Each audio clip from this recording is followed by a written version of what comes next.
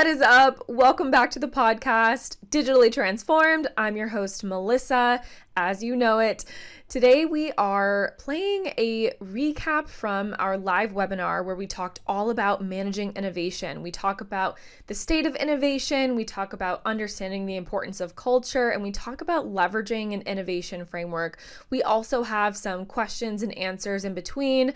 I have an amazing team who is speaking on this live webinar, and it was just a really good one. So I'm going to stop talking and I'm going to go ahead and just replay it for you. I hope you enjoy. We are so happy to have you. This is our fourth Infused Insider webinar, and these webinars are an awesome place where we get to hang out with you. We get to go in depth with you on various monthly topics to keep you updated with what's changing in the industry, what current challenges are happening, and what's coming next, which is the exciting part. So last month we talked about the most popular trends and technology tools in the industry, which was a really fun way to end the year. And now it's 2022. And so this month we thought it would be only appropriate to dive into managing innovation, why it matters, and what that looks like. And so much of that is because technology is innovating so much of what we do today. And innovation, as we all know, is a key term commonly associated with digital transformation, which we've all heard of and all know about. Shareholders and boards are pushing organizational leadership to become more innovative. But the challenge for so many of these leaders is, how do we do this? There's no magic wand for innovation. We all know that. We know it takes hard work, the right culture, the right tools, and those processes to be successful. So today we're going to talk about that. Today we're going to dive into some of the key areas to help with the innovation process. We're going to talk about the state of innovation. We're going to talk about the importance of culture and leveraging an innovation framework. And as always, we are going to have a Q&A at the end. So if you have any questions, feel free to drop them in the chat as we go through the webinar. So now to the fun part. I have a few of my awesome co-hosts on here who are going to be sharing with you today. Phil Magnacheski, who is the Chief Innovation Officer here at Infused Innovations, Bob Borges, our Chief Technology Officer, and Stephen Webster, our lovely Senior Advisor here at Infused Innovations. So, Phil, we cannot talk about innovation. We can't talk about the process of managing innovation without first discussing why it's so important for organizations right now. So give us some context as to why it's this idea of innovate or irrelevance. How did we get here, and how important is innovation truly?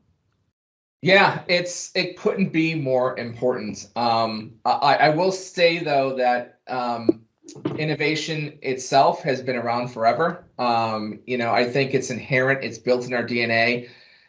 Innovate or die in some ways. We've had to evolve as a human species over the years, and so that's really that primal urge to do that is in each and every one of us. What we're seeing now, though, is almost like an age of acceleration. I'll give Steve Webster a lot of credit. He had turned me onto a book, which I'm sure he'll mention at some points here, that the future is faster than you think. And if you get a chance to pick it up or grab it on Audible, it's just an amazing perspective on what's happening in the marketplace. There are a number of organizations that are out there that have built innovation labs and have really kind of developed the domain and expertise around innovation. And then startups, by their very nature, are innovative, right? Otherwise, they're not going to really get a place in the market. And then there's like this middle ground of organizations that are really kind of grappling with this. So the pace of change has accelerated to such an extent that it's working on some projects here at Infused Innovations where the underlying technology seems to change on a daily basis. Anyone who's a Microsoft customer kind of realizes that too. So the question now becomes that in order for me to remain relevant as an organization, for me to continue to service my customers and not have my market share taken away by some digital disruptor who's coming in as a startup, how do I best take advantage of those technologies and business processes and people out in the world to help me become more competitive? So, and I think because of social media, because of different platforms, people see and can experience a lot of these technologies and changes on a fairly regular basis. So I think boards of directors expect more from their CEOs, expect more from their executive teams in terms of pushing things forward, because where it used to be they might see something in a magazine article that's published once a month, they're seeing stuff in Twitter feeds and in LinkedIn and all these different forms that we consume content in. They're seeing that on a pretty regular basis, and it's forcing them to really take stock of where they are in their particular industry and where they're going as an organization. But Stephen, what are your? I know you and I talk quite a bit about this stuff. What are you seeing from your perspective? Well, Phil, you touched on the big. I think the key word here is speed. So businesses have been innovating forever, right? I mean, this goes back to 3M started their innovation program in 1948, right? By having employees allocate 15% of their time to what they referred to at the time, Phil, as chasing rainbows. So that's that, kind of where they were, right? So that's 70 plus years ago. So innovation has been around for a long time. Google started with essentially a 20% model, right? Around that. They've pivoted a little bit. Now they have 70% on your core job, 20% on trying to do new things in your existing job, and 10% for new innovation. So every company sort of finds their stride and continues to grow and evolve and find their stride in how do you create a culture of innovation. And Phil, your point around boards and senior leadership sort of plugging in there and saying why this is so important, right? On a recent survey by Deloitte, 78% of the business leaders deemed innovation as one of their top 3 things for growth. Yet only 26% of them said that their current organization is ready to do it. So I know our webinar today is really to talk about a lot of those sort of topics, and how small, medium, large-sized businesses can really embrace the spirit of innovation in their organizations and make it a part of their culture. Yeah. Oh, I'm sorry. I was going to say, I know, without kind of going on a long-winded chat about this, because I know that we could, but what do you think it is that's holding organizations back? Because those numbers are startling. I think it's just a matter of you've got to figure out where innovation is, right? All of this has to come from the top, right? So if the top is committed to innovation and they can basically embrace innovation up and down the organization, Melissa, then it becomes, I'll use the term, it becomes built in and not bolted on, right? So you have a lot of folks who are they're really navigating the way of how do you change your culture, right? If you think about, most businesses are very metrics based around the operations for the pieces that their people are responsible for, right? So how do you embed in incentive systems and other things that basically recognize folks for creating innovation or working on innovative products or projects or processes, right? How do you create a culture where that's a norm? How do you create a culture where failure is accepted? These are not that they're new ideas, but as we know, right, if you feel like you may have your job at risk if you fail at something, then you probably are not at a company where failure is accepted, right? So there's a lot of behavioral components, Melissa. I hope I'm answering your question. A lot of behavioral components, a lot of org structure areas. There's a lot of work that needs to be done, thoughtful work that needs to be done to put the right components in place for a culture of innovation, not innovation from the few, innovation from the many. Yeah. And Bob, you're obviously tied into all of the innovation going on here at Infuse, but also with a number of our clients too. What's your perspective on what's going on with organizations around innovation?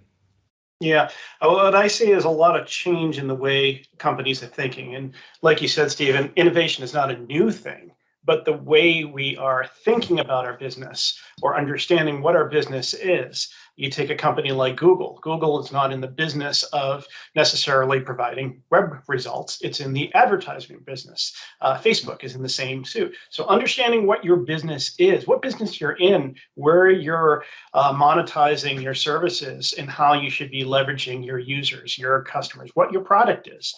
That is a big pivot from where we were 10, 20 years ago. And it's a completely different way of thinking. But that's, I guess, the point of innovation, isn't it? Yeah. Now, Stephen, you mentioned something earlier, and I think it's, you talk about some of the key challenges for organizations to really get into having innovation as a core competency is failure, right? Innovation by its very nature is filled with failures. And it's tough sometimes for an organization to just wrap their heads around that, what, we're going to do this and we know we're going to fail and we're going to throw some money into some initiatives and things, and those aren't going to pan out. So I think there is that concept that maybe is a little bit that people wrestle with, that, what, I'd rather bet on a sure thing versus something that, I know it's right for the organization, but if it doesn't work, then I've lost $100,000 worth of funding, right? So I think that's kind of challenging for some organizations, just to kind of, internalize. Yeah, absolutely. One of the big things that we're talking about here that I think is so fascinating, and you kind of brought this up, Stephen, is like that culture of failing, right? So I want to talk about culture in general. When we're talking about organizations, one of the most important components of building anything, including innovation practices from the ground level up, is that culture. So if you can't get your organization to participate in an innovation mindset or be excited about it or truly understand the importance, managing innovation is going to be pretty difficult. I mean, I'm assuming, would you agree with this, Stephen? And can you talk us through what that culture looks like and how you would build that for your organization? Sure. I mean, where we are today, Melissa, with regard to sort of recruiting new talent and bringing people on board, right, is employees are looking for a purpose, right? So when you're focused on the purpose, if the purpose of an organization is to grow and innovate, and you're going to attract people who are interested in growing and innovate, right? So there's the sort of the high level purpose, but then there's the in process. Do you do this every single day, right? Because at the end of the day, there are words and there are actions. So as employees, right, and as great employees, what great employees want to see is actions, right? They want leaders who get them to jump in the foxhole to go to battle, not leaders who jump in the foxhole and everybody's looking down in the foxhole saying, no way, I'm not joining you in that foxhole, right? So much of this, Melissa, comes down to leadership, and it comes down to then cascading that vision, the alignment of goals and objectives, and making innovation an important part of your metrics, of your analysis, right? How many things did we try? How many things failed? Being transparent about that. Not throwing people under the bus because they had an idea that didn't turn out to be the big idea that you're thinking about, right? So the whole cultural thing is around, embracing that level of transparency, being honest that we are going to fail, but it's all about also being focused, right? Because organizations, you can't just say, hey, everybody, welcome to our innovation culture. Now go at it.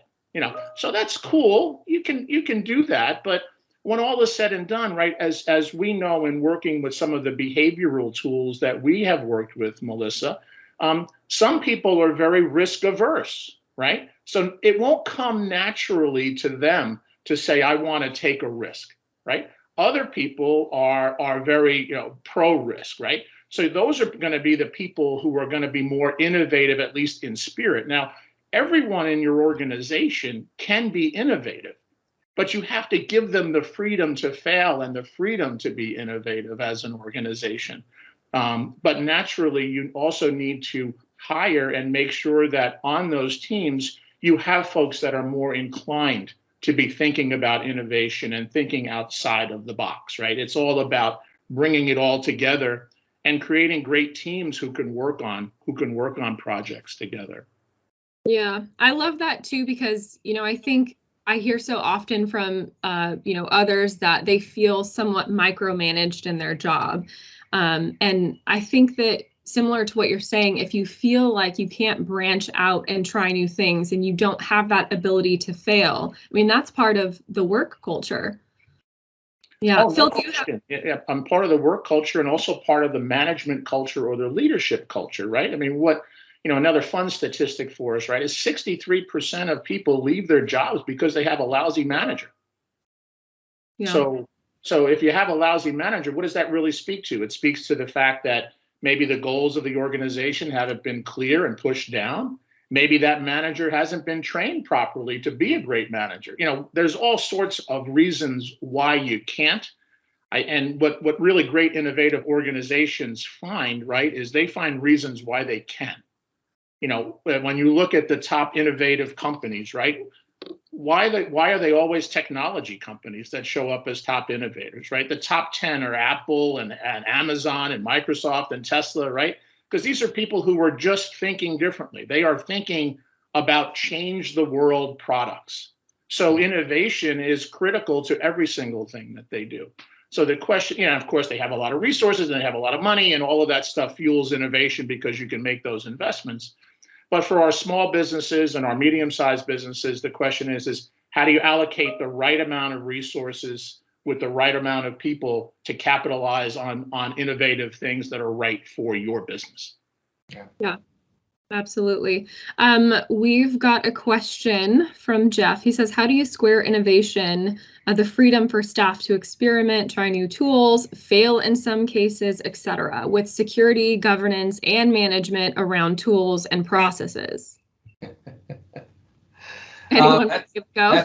That's a great question. I'll take a first stab at it, and Bob, I'll let you chime in as well. I think to some extent, the role of those things, security and governance, is to really put up guardrails around the organization. You want to provide the tools that will allow the users within, or the employees within the organization, to collaborate, to whiteboard things out, to think through things and really kind of explore what could be. But I think, and I'm not sure I fully understand Jeff's question, but I would say that maybe protection of IP around that might be important, right? So when you start talking about data protection, accessibility to the environment, keeping ideas that are documented from leaving the organization, right? Everything that we do here at Infuse, for those who have followed us, is viewed through the eyes of cybersecurity. So leveraging a zero trust framework in terms of who can access what, where data can live, where data can go, all those things become incredibly important because, innovation, I mean, that's the spark. A lot of the things that will come out of this process could easily be done by, it could be 4 guys sitting in a garage talking about something and doing a startup. So again, if you're fostering this type of environment, this type of culture in an organization, you want to be able to protect the IP around that. And I think that's probably where Jeff was going with that. But Bob, I don't know if you have any additional thoughts on it. No, I completely agree. Having a good security framework for the organization, zero trust is the perfect example because you're not trusting anything, you're expecting breach. Now you are putting a lot of roadblocks in place. So if, in the case, as your example, data gets exfiltrated because of a piece of software that's downloaded is actually malicious, or it's been replaced with something malicious. We've seen that happen in the last couple of years, especially. But if that happens, is your data still protected when it leaves your virtual 4 walls?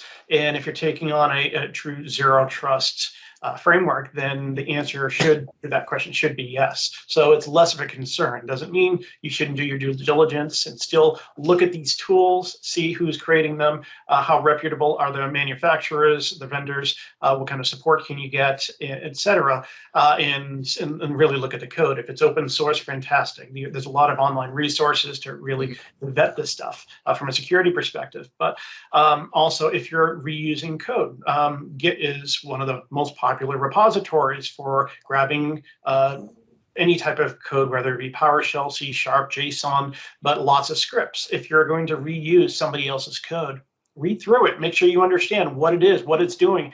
And if it's reaching out for external libraries, you sure better figure out what those external libraries are doing, because that might not be visible to you. And if you can't find those answers, probably not a tool you want to be implementing in your environment. But even with taking all those precautions, that doesn't mean things won't slip through the cracks and things will get on your environment that you wouldn't want to. So to Phil's point, having a zero trust framework to really secure the environment when those things do slip through the cracks, super, super important. Hey, Stephen, I'm going to ask maybe a somewhat controversial question to you, because why not? You know what? I love those anyway, Phil. We love that. But you know, we work with organizations a lot of times where the leadership is on board with innovation and everyone's in, you know, it's almost already ingrained in part of the culture. What are the approaches that should be considered for organizations where, let's say, a new leader's coming in, he's innovation focused, he has an innovation mindset, but there are people on the team who maybe aren't there. I mean, if an organization wants to take this seriously, do you really have to evaluate your people in terms of cultural fit at that point, in terms of where you want to go? Yeah, absolutely, Phil, right? I mean, when you think about it, we talk about sort of these 6 key areas of focus, right? One of the top ones of that is really around, it's got to be top down. So your point is, and you're right, we deal with a lot of companies who don't necessarily have an innovation culture per se. Not that they're not innovating, but don't necessarily have an innovation culture. But what they do is they hire people to come in and think that those people are going to be the ones who are going to drive innovation, right? And you know, we love to deal with those people because that's really sort of our core audience who we're talking to, people who really want to do digital transformation or make that change. Eventually, though, that person will likely get frustrated in an organization that doesn't jump on that boat and take that journey with them over time, right? So if they're constantly pushing sand against the tide and they're the only person in the organization who's trying to drive innovation, what happens is they're likely going to leave and find another organization where they can become a member of a team of innovators, not just a lone wolf McQuaid of an innovation perspective. So hiring folks who have an innovative bent with the purpose of supporting a CEO's ambition, right? A clear ambition, because the CEO might not be built for that risk profile, right? It might not come naturally to the CEO, but he's saying, you know what? If I want to be in business in 10 years, I've got to adapt, I've got to change, I've got to modify. So I'll go and hire some people to do it. But it can't just be, okay, I'm just going to sit back and now wait and see if it happens. And then, oh no, I'm sorry, it failed. So, you know, so Joe or Lou or whoever it was who came in, you know, we tried that innovation thing, Phil, and it just didn't really work, right? Right. That's not a commitment to innovation. What that is that's a commitment to a hobby. That's basically setting it up to fail to begin with, right? Yeah. So it really is a matter of getting that sort of top-down innovation in place, top-down support all the way from the top, making it part of the culture. I mentioned giving those employees that freedom to fail, right? Encouraging them to test new ideas. What's the and I know Bob will get into some process here, right? But it's just not, again, you can't just send out an email and say, hey, we're going to start innovating today. I want you to start testing some new stuff. Well, what are the ground rules? What are the rules of the engagement? How do you do that? All right. We also talked a little bit about, you know, an incentive system. And what I'd like to do is, if it's okay, just give you a real-time, real-world story of an innovation initiative that failed and why.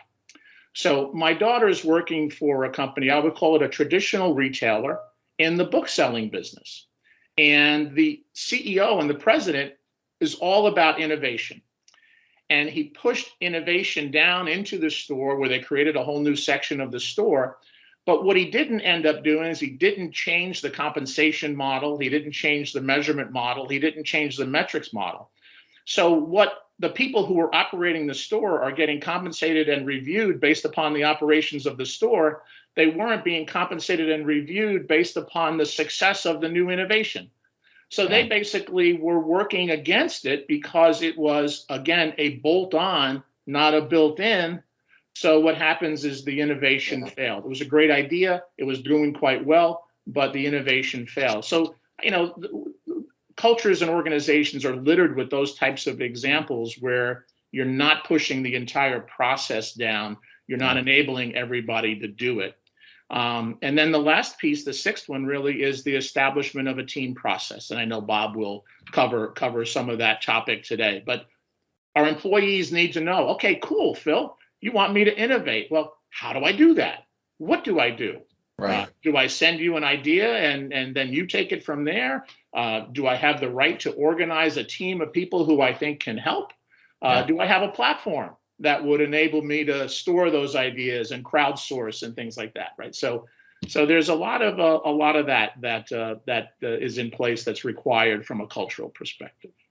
Stephen, it's always so fascinating to listen to you. I have so many questions. Like, we could be here for so long. I mean, first, I'll just ask a couple and then we'll kind of move on. One is, do you have any tips for assessing employees when you're hiring, who are excited about and ready for that culture of innovation? And my other comment I just wanted to make was, I love that you're bringing up the fact that employees should be reimbursed or paid for that excitement and that innovation culture. I think especially with modern work today, it is more of a transaction, where I think in the past it was like, you work for me, you're a slave to your computer, 9 to 5. And now with modern work, things are changing and there needs to be more of that transaction where the organization is benefiting from you as an employee, and then the employee is also therefore benefiting from the organization. But just quickly, before we move on, do you have a couple tips when hiring and assessing and looking for employees who are innovation enthusiastic? Well, sure, Melissa. I mean, as you know, we've used the predictive index and things like that in the past to help understand, right? What are basically, from a self-awareness perspective, what are their primary behaviors? What are the things that people like? So there's a variety of different tools out there that can help you do that. Remember, not all roles in an organization, though, are geared toward people who are innovative in those roles, right? I mean, generally speaking, you're looking for folks who are going to be really good in those assignments. So the question I think that you're asking is, some people are going to be innovative naturally. Other people are not going to be innovative naturally.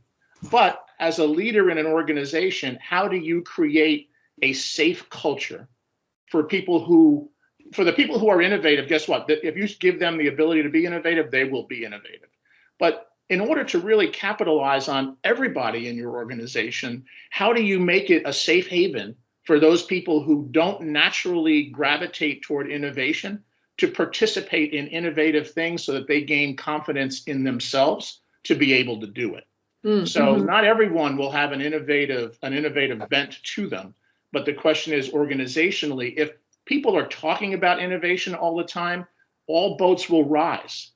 Got it. If people are only talking about innovation, like on the Friday afternoon call for 5 minutes, like, all boats will not rise, right? They will seek their own level. So it's really a matter of, making it a priority, making it, and I talk about measuring it, right? It's got to become a scorecard item for you. I got revenue, I got gross profit, I got turnover, I got employees, I got clients, I have innovation, right? It just becomes a part of what gets measured gets done. We all know that. So if you're not measuring it, you're just talking casually about it, if you don't embrace it, it will be really hard for all people in your organization to embrace that culture. Thank you, Stephen. That's awesome. Bob, I want to get into the nitty-gritty of why we're here. So we've talked about the state of innovation, and we've talked about how important that culture of innovation is in your organization. But let's talk about how we put this into action. So how do we manage innovation? Do we need to leverage a framework? And if so, what does that framework look like? Yeah, so there's no one single right answer to that question. And we've heard a bit about the state of innovation, culture, risk, other challenges, but I want to talk a bit about how we deal with some of these challenges. And starting with, the types of innovation systems that are commonly used, and there's many types, but here's 4 you're probably familiar with. The first is the company works to continually improve its products and services through new technologies and methodologies. So an example of this might be implementing a CRM system to aid or expand your customer relationship process, right? Second is innovation used to solve a specific problem. Maybe your aging phone system is holding your team back, and replacing it with a new VoIP solution or Microsoft Teams voice is the right answer, bringing you into the new century. Maybe the third is technology being changed to leverage additional capabilities. So you're developing augmented reality tool, perhaps, to allow your customers to visually see the results that you're trying to get them to envision. Something really out of the box. But this is adding something new. And the fourth is leadership building an environment for employees to discuss and then actualize those ideas. So leveraging an innovation management system to manage the life cycle of that idea or thought through its through execution. And how do you deal with that? So I'd like to speak a little bit about some of the processes that are often in place to help you manage innovation in your systems, in your organization, such as not setting artificial boundaries. So don't let those preconceptions about software and solutions lead the thought process. Really think about what you're trying to solve for. What do you need? Brainstorm what your wants and needs, completely unencumbered by the costs or other limitations. What types of things would you want if costs weren't an option? If the laws of physics weren't a requirement, right? Really don't set those boundaries. Yeah. When you're brainstorming, you want to make sure you get the right people in the room, of course. Make sure all the right stakeholders are part of the conversation, especially about a particular topic. It not only allows for a sense of ownership from everybody involved, but you make sure you're getting all the necessary points of view. The only limitations to the conversation should be, don't talk about a solution. Only talk about your wants and needs, right? Even if an idea isn't a great idea, it can spark an idea for someone else. So you really don't want to put any guardrails around that. Another example is the sunk cost fallacy. And if you're not familiar with that concept, it's where a company spends a lot of money on a system or product and wants to use it, and even when it doesn't meet the best needs, the needs of the organization in the best way. While costs are obviously important, it's also important to not let existing sunk cost completely guide your thinking, right? I'm not disillusioned to think that costs aren't a real concern for any organization, but just because it's the way you're doing it doesn't mean it's the right way.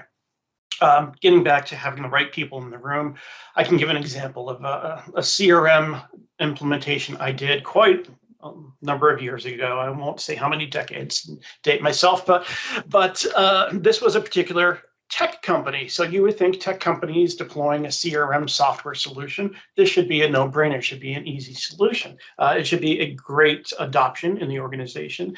But what happened was the exact opposite. They went on a lot of bad assumptions. The people in the room, when designing the solution, this is about sales and marketing, sales pipeline, the people were all executives. They did not include any of the stakeholders below the executive level. So if you weren't a vice president or higher, you were not included in this organization. You didn't know it was happening until rollout day. So what happened was, now you have sales managers, supervisors, you have people on the marketing team that don't want to use this because they're seeing it as, oh, they're just looking to track what I'm doing. And well, yeah, kind of, but that's not what a CRM system's about. It's about making efficiencies, automating the process, making sure that you're communicating in the way that's uniform with how the company should be communicating with our customers, with our leads, with our prospects, how we're dealing with the sales funnel in a uniform way, making sure that the rules we put in place, the systems we put in place are being achieved, and when they're not being achieved, red flags go up and, hey, we need to adjust this. But because of the lack of communication, because of the lack of buy-in from the people actually using the system, there was a very, very low adoption rate. So again, make sure you have the right people in the room. Make sure you're communicating or over communicating. This is what we're doing. This is why we're doing it. When you're thinking about these ideas, don't be afraid to think in unusual ways. So don't be constrained by today's issues. An example is really with today's supply chain shortages. I'm sure everybody's aware due to COVID and all the work shortages around that. It's difficult for IT departments to get new computers to end users. So a pivot from that is companies are leveraging technologies such as Azure Virtual Desktop, Windows 365 Cloud PC to deploy virtual computers to new employees in minutes as opposed to weeks or months. And right now it's probably closer to months getting new hardware ordered. But also don't think about data tools or where to store it. If you're talking about a data project, you're talking about reporting, data mining, things like this. What you're using. So again, solutions should not be part of your conversation. That should come at the end. Yeah, because if you're thinking about, we use this database and we keep all our information here, that is going to limit your thinking. In reality, you might not be considering things like SQL Edge. And if you're not familiar with that, that's where data can actually be stored out on the manufacturing floor where it's happening. And now you can use tools like Microsoft Arc to query data across multiple sources simultaneously to get unprecedented insight into your production. So again, don't limit yourself. And I know this was said before, but I can't emphasize it enough. Don't be afraid to fail, as long as you're failing as quickly as possible. Right? I'm a big fan of building proof of concept projects and frameworks to test the efficacy of an idea. So if it fails, it's still a learning experience. And we should take those fails as a valuable piece of knowledge. If it succeeds, great. Now our proof of concept framework should have the next steps of how we continue with this process. So if we fail early, great. We've done this small piece of work and we know it's not going to make sense for us, or either it's too costly or it doesn't do exactly what we want it to do, or it just isn't going to work. It's just not going to work in an efficient way for us. Great, not a huge investment, but if you spent 6 months on this project and then have to pivot, that is very, very expensive all around.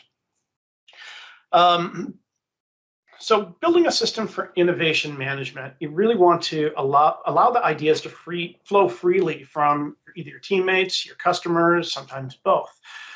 So ensure you're able to manage the life cycle of each of those ideas. And there are some tools I'm going to talk about in a second to help with that. But not every idea can or maybe should be implemented. So keep that in mind. There is such thing as a bad idea, all right?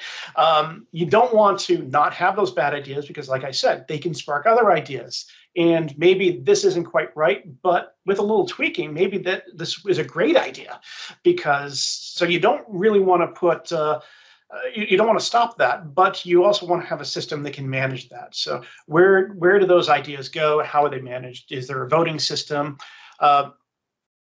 And how can you prioritize those ideas and communicate with the people providing it? So communication is a big piece.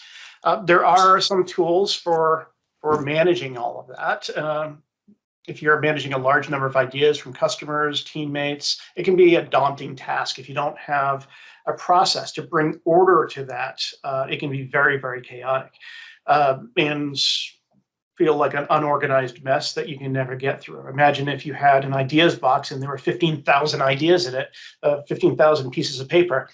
That's not a great system. How are you going to manage that? You're going to get lost. Things are going to slip through the cracks. But there are tools available to help you with that. So there's tools like Canny, Bright Idea. They help bring structure to the process and give you that full life cycle, allow you to manage that in a way that makes sense for your organization.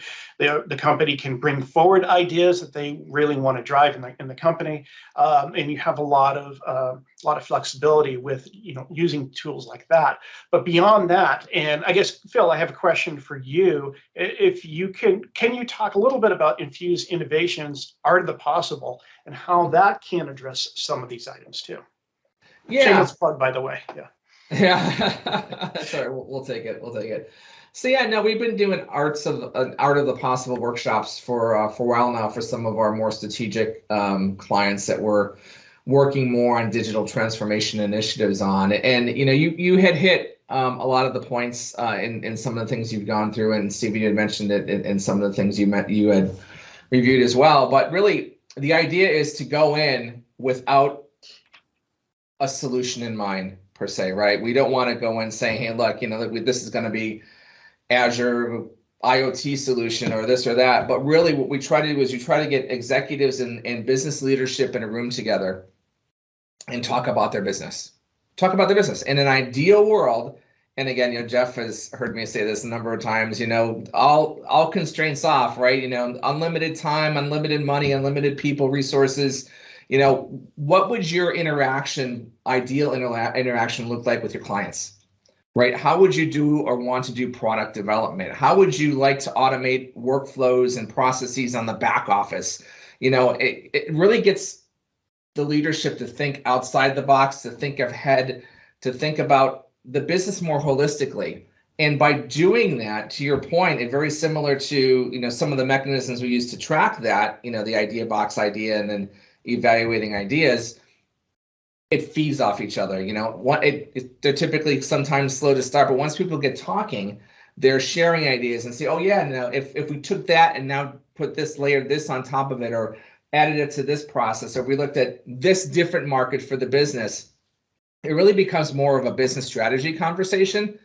And then at the end of that, then we can start to back in and start thinking about, okay, if we were going to do those things after we prioritize that, what ends up being a fairly long list, we take a look at that. How do we now facilitate that? How do we allow those things to happen and over what period of time? So incredibly, incredibly valuable to the innovation process. And something that I can't say enough about how valuable it is for an organization to go through something like that. Yeah. Stephen, do you have any comments or insights that you'd like to add? I think the key thing with regard to embracing innovation, Melissa, is the term in the business and on the business, right? So, we talk a lot about senior leadership, right? And especially small, medium-sized businesses. A lot of senior leaders in small, medium-sized businesses are still very much in the business and not on the business. Here, when we're talking about innovation, we're actually saying we want everybody to be working on the business, not just in the business, right? So ideally at the CEO level and the senior level, right, that's a higher percentage of their time working on the business. But ideally, you want the entire organization having a component of their time, having a component of their measurement, being able to be focused on the things that are on the business, that are going to take that business to the next level. The Art of the Possible workshops is certainly a great example of that. And Bob's very articulate view of how you lay a framework in place. The key thing there is around speed. And Bob referred to the fact that you want to fail fast, right? Our patience for long projects in these companies today is zero. No one really wants to be on a 1-year project, 2-year project, 3-year project, because the likelihood of it ever completing is pretty much near zero too, because we know that. So how do you do this fast? How do you get MVPs into market quickly? How do you get those frameworks out there? How do you test those things? So it's a great way to think about getting faster, getting more innovative, getting more creative, and of course, becoming more successful. Awesome. Failing faster. I love that. Brennan asked a question: how can a balance be struck between service provision and established revenue streams and experimentation, frequent failure, in order to find potential future revenue streams, especially since the same resources might be used in both classes of activity? Yeah, that would, Bob will probably have some great insight. He runs our technical team here at Infuse, but I would say generally speaking, there are a couple of camps or two kind of views on that. One is at some point when the innovation domain or innovation culture becomes strong enough and large enough in an organization, an organization may build out their own innovation lab, right? A center of excellence to kind of curate and have dedicated people, right, who are really taking ideas and then building out, evaluating and building POCs and then looking what that's going to look, become as it's fully deployed, and then how do you support that and all those things that go along with it too. But the other part of it too is, from just a an individual perspective is that, I think, 3M did it and does it, and a lot of the great organizations do it. Carve out a percentage of time, whether it's 5% or 10% of your week, allowing it to be okay for employees to spend time thinking outside of the box, coming up with new ideas and really thinking about the business. But Bob, I'd be interested in your feedback on that too. Yeah, well, there's two things that come to mind, and one is having a framework, a system that you're using that works for you. And there's no one right answer for every organization. It's not a cookie cutter type of thing, but what works good for you, for what works best for you, your company, your culture, very importantly, your culture. But and that can help determine, where you're getting to the point where it's not a profitable thing. But think about, and you use the example of 3M and some other organizations, Phil, but the one that comes to mind for me is Xerox. Xerox had famously, and well, at least in our field, famously had the Palo Alto research facility, the Xerox Park. And if you're not familiar with that, that is where the original Macintosh operating system came out of, or what became the Macintosh operating system later on. But they basically handed it over to Apple for free. But this is a lot of development research that Xerox did. They did not make a penny off of it, but that wasn't their goal. Things like this can become innovations. They can become game changers for the industry, for the world, right? I mean, having a graphical Windows user interface, and Microsoft Windows was not much different. That came later. This essentially changed how we did computing, how we interacted with a computer. But building some of that in, I think, is important. It's good for a learning exercise. It's good. It brings value to the individual. It brings value to the company. Even if you're not producing something that is necessarily a billable thing to your customers, is going to produce revenue, there is a lot of value. So being able to figure out where that value is, where it becomes too costly, and if you can get revenue out of it, that's fantastic. I think that's certainly bonus, but that shouldn't be your only goal necessarily.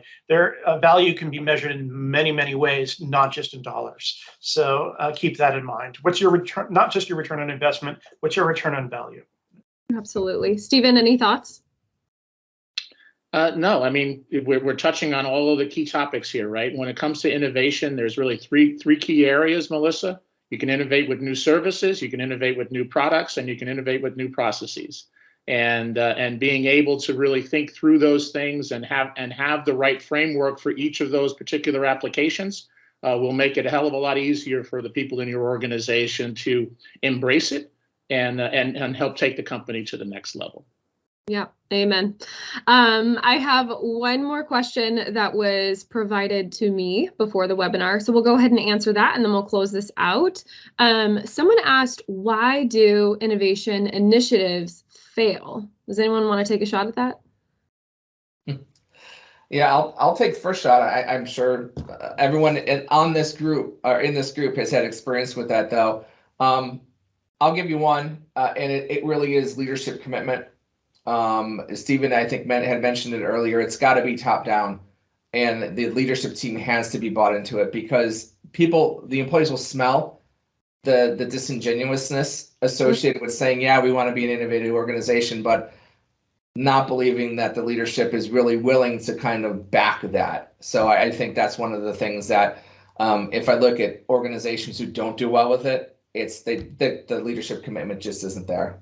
But Stephen, what do you think? At the end of the day, if the leaders are committed to it and they are demonstrating their commitment to it, the employees will be committed to it. And whether that's the metrics or the reward system or any of those things.